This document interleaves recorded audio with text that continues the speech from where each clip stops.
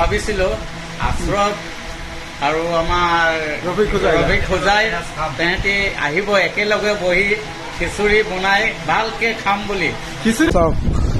ইনভাইটত খিচুৰিৰ দাৱাতত আহিলোঁ। ধুনীয়াকে বনাইছে। আমি কেইজনমান আহিলোঁ আমাৰ কাকাৰ ঘৰত আৰু চিফ গেষ্ট ইয়াত হৈছে আমাৰ ৰফিক হোজাই আৰু ৰফিক দা আহিছে।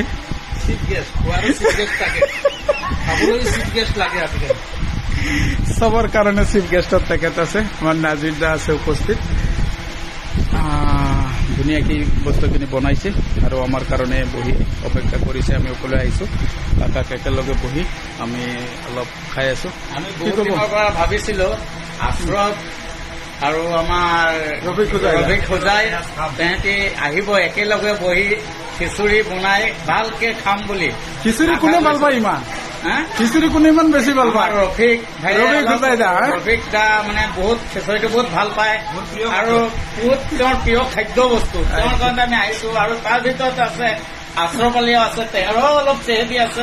ইয়াৰ কাৰণতে তাহাঁতৰ লগত থেংক ইউ বহুত বহুত ধন্যবাদ আপোনাক ইমানখিনি সন্মান আমাক দিয়াৰ কাৰণে।